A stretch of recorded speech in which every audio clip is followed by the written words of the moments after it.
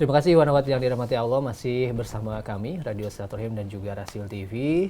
Bersama saya Rizal Al-Haq dan juga ada kameramen Bang Ondi dan juga Bang Hafid di meja operator. Di malam hari ini Wanawat menemani Wanawat dalam program acara Bincang Pendidikan. Tadi sebelum jeda kita menyimak beberapa hal yang disampaikan mengenai yang maraknya kasus-kasus bully, ya, dan juga nanti Wanawat setelah ini kita akan mendengarkan penyebab bully, khususnya untuk anak remaja Iwanawat. Dan insya Allah nanti Pak Munif juga akan menyampaikan solusi-solusinya, solusi praktis pencegahan bully terutama untuk bagi anak-anak kita ya, para remaja Pak Munif. Yeah.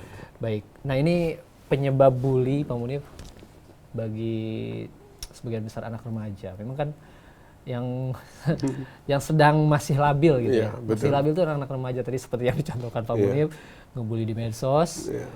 Ketemuan, betul, verbal, fisik bisa dilakukan gitu. Betul. Ya. Bagaimana Pak Munif, penyebabnya seperti apa sih agar kita bisa mencegahnya gitu? Betul. Jadi kan gini, solusi atau pencegahan ini akan praktis berhasil kalau kita tahu penyebabnya. Betul. Itu. Nah, kalau menurut saya penyebab internal pertama ini adalah masalah pubertas anak remaja ini. Yeah. Dengan saya tadi ceritakan mulai berkembangnya dua hormon ini, estrogen dan androgen. Kondisi emosi remaja itu adalah paling labil dalam masa kehidupan seseorang. Nah, kalau di scan gitu bisa kayak beta gini gelombangnya. Itu rentang usia berapa, Mon? Remaja. Gampangnya tuh SMP, SMA lah, 6 tahun itu. Baleh gitu, sudah ke situ. Jadi, sehari baik, hari Senin baik, hari Selasa, ngamuk gitu ya. Naik turun, itu remaja gitu. Nanti dia dewasa itu akan labil lagi, Nah, gara-gara ini, emosi yang ini, tiba-tiba faktor eksternal itu menentukan akhirnya penyebab bully. Apa yang pertama? Kurang perhatian.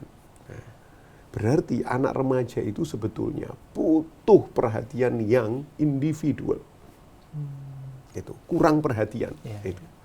Kalau anak itu kurang perhatian, biasanya anak itu rentan dibully. Atau dia akan jadi pembuli. Pelaku bully. Nah, ayo spektrum. Berarti satu, orang tua harus memberikan perhatian. Guru harus memberikan perhatian. Kalau ada anak punya lingkungan bermain, coach-coachnya ini harus memberikan tension, perhatian. Ya kan? Itu. Yang susah dikuasai kan medsos. Dari 4 lingkungan ini. Nah itu. Jadi ini harus dikalahkan dengan 3 lingkungan ini, yang medsos itu. Gitu. Nah, yang pertama itu, kurang perhatian. Nah, praktisnya itu penyebab pertama ya. Nanti kita bicara masalah itu solusinya.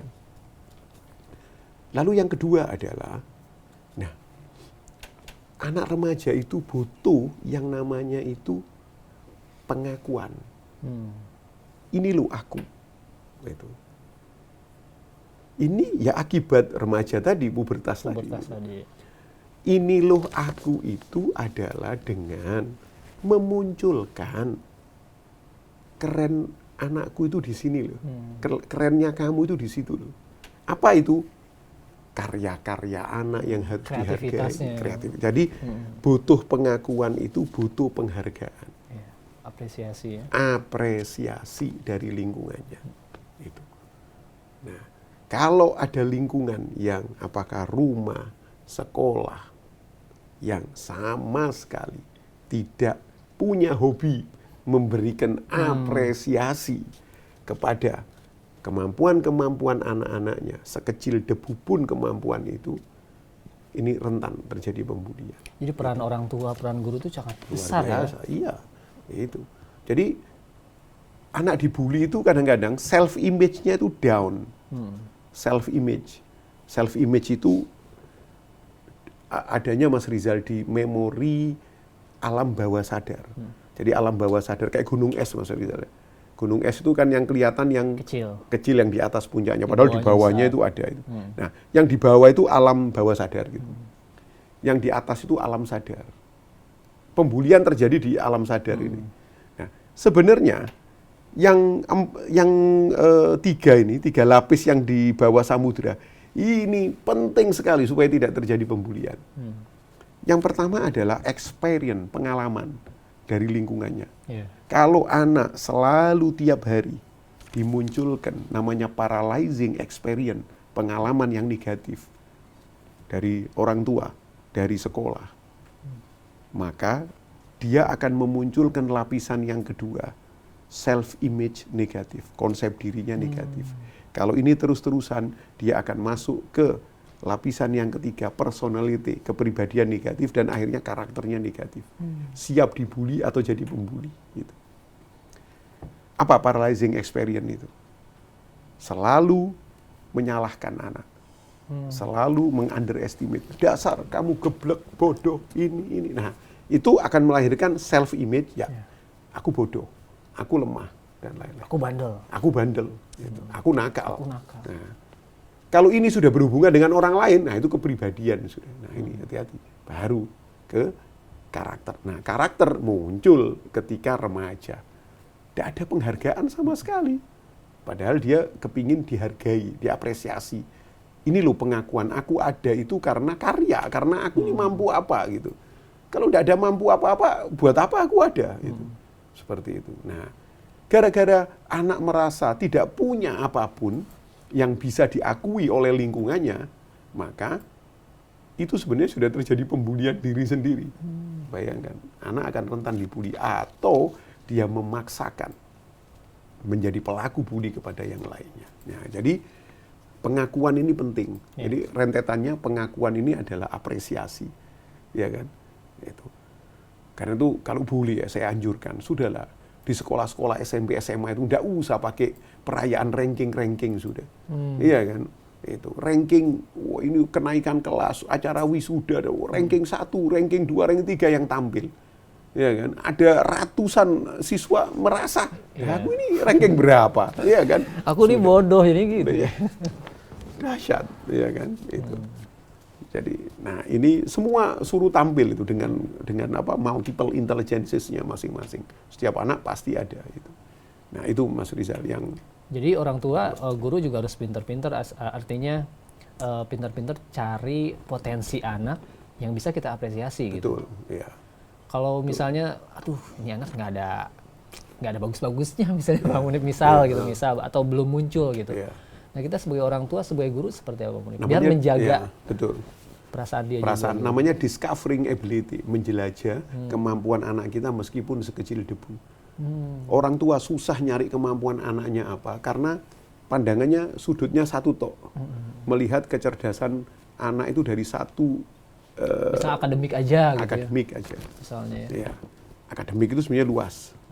Itu satu aja dari nilai hasil tes. Nilai hasil tes ya. Ya kan? Tapi karya-karyanya, performan anak, ya hasil riset-risetnya itu tidak dihargai.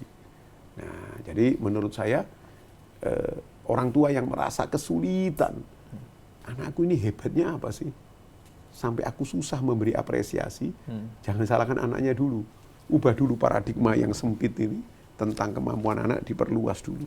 Nanti ketemu kerennya anaknya di mana. Gitu. Iya. Nah, Pak Munib misalnya ada kasus anaknya yang udah cenderung dia sering membuli teman-temannya, misalnya anak remaja gitu.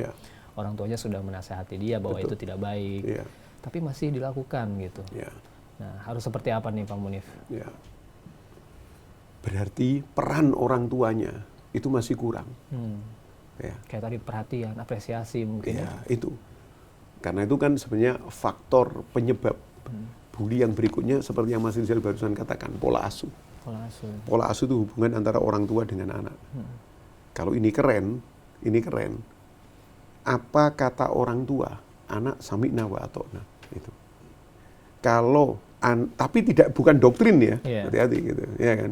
Anak diberikan kesempatan untuk bertanya, untuk berkreasi dan lain. Nah, sehingga orang tua, guru, siapapun orangnya itu bisa langsung ngerubungin anak itu dengan 3 peran. Sebagai orang tua, senjatanya adalah nasihat. Sebagai guru, senjatanya adalah knowledge, ilmu pengetahuan. Dan sebagai teman. Nah, untuk curhat. Tempat sharing ya? Tempat sharing. Nah, bayangkan, kalau orang tua bisa punya 3 peran ini, keren. Kalau guru punya 3 peran ini, keren. Nah, kadang-kadang pola asuh di rumah itu yang malah menyebabkan terjadinya pembulian. Ya mohon maaf sama para keluarga ini, karena itu nanti di solusinya ini harus solusi praktisnya bagaimana gitu. Ini remaja, menghadapi anak kita remaja beda dengan ketika menghadapi anak kita masih usia dini. Ya mungkin tidak sedikit orang tua yang otoriter itu. Nah, berarti kan itu masuk ke pola asuh kan. Iya, pola asuh. Ada kalau di buku-buku itu pola asuh itu harus demokratif, demokrasi. Nah, ada beberapa poin-poin, tapi prakteknya itu bagaimana? Nah, itu yang sebagai solusi nanti harus digalakkan. Gitu. Nah, kalau saya juga membaca beberapa kasus ya di luar negeri ya Pak Munif ya. Mungkin beberapa tahun terakhir pernah ada juga kasus yang sampai pembulian ini si korban bulinya bunuh diri, ada yang gantung diri, ada yang dia terjun dari jembatan. Karena bully, dan memang kebanyakan pembulian melalui media sosial gitu. Karena biasanya kalau pembulian secara dunia nyata mungkin 1, 2, berapa orang, tapi ketika media sosial bisa ratusan orang, bisa ya itu. Malah satu kota katanya membuli. Seperti itu kasusnya. Makanya itu luar biasa. Jadi kekerasan yang dimunculkan di media itu jadi faktor penyebab juga. Ya. Media apa saja ya, film, TV, ya itu kekerasan itu. Jadi benar ini apa kata orang bijak, media itu alat, persis kayak pisau, bisa dibuat untuk ngupas buah, lalu kita makan sehat, tapi bisa juga untuk membunuh. Betul. Nah, karena itu salah satu penyebab dari faktor terjadinya pembulian adalah konten kekerasan yang ada di medsos. Itu macam-macam, apakah di film, apakah di televisi, dari YouTube, dan lain-lain itu. Karena itu saya himbau kalau sudah ada video-video yang berkaitan dengan kekerasan, tidak usah di-share sudah.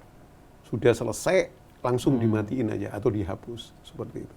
Karena kalau kita nge-share itu, berarti kita sebagai penyumbang, ya kan, kekerasan juga di medsos. Padahal kita tidak kepingin mau memberitahu siapa gitu. Secara tidak langsung kita ikut berperan. Iya gitu. Akhirnya anak-anak remaja yang ini share-share dia dapat lah, wah, perlu dicoba nih. Keren nih gitu. Keren nih gitu. Seperti itu. Masya Allah. Seperti yang terjadi di Selandia Baru, bisa dahsyat kan? Seperti itu. Sampai langsung live, bayangkan. Masya Allah. Nah, jadi luar biasa itu. Parah. Ini medsos luar biasa. Ada satu lagi Mas Rizal yang terakhir mungkin penyebab bully itu. Ini saya ambil yang penting-penting ya. Ada anak yang korban bully. Gitu. Jadi di masa kecilnya, di masa remajanya, dia jadi korban. Bully terus ya, kena bully. Dia akan jadi pembuli. Balas dendam cerita. Itu. Nah, ada beberapa kasus-kasus yang ketika terjadi pembulian, lalu sampai diteliti dan lain-lain, ternyata adalah dia sebagai korban. Dia dulu sebagai korban. Itu. Korban bully. Pernah jadi korban bully. Nah, itulah Mas Rizal beberapa penyebab-penyebab itu. Baik, Ikhwan Akhwat, barusan dijelaskan oleh Pak Munif beberapa penyebab penting penyebab diantaranya tadi salah satunya tadi medsos ya Pak Munif. Iya, medsos. Ya. Medsos luar biasa ya, dan Ikhwan Akhwat nanti di sesi yang terakhir insya Allah Pak Munif akan menyampaikan solusi-solusi praktis ya Pak Munif, dan mungkin juga saya nanti akan menanyakan beberapa kasus dari orang tua yang mungkin anak-anaknya pernah menjadi korban bully atau jadi tadi seperti saya tadi contohkan satu juga malah jadi pelaku bully, itu seperti apa. Ikhwan Akhwat jangan kemana-mana, dan kami akan kembali setelah jeda berikut ini.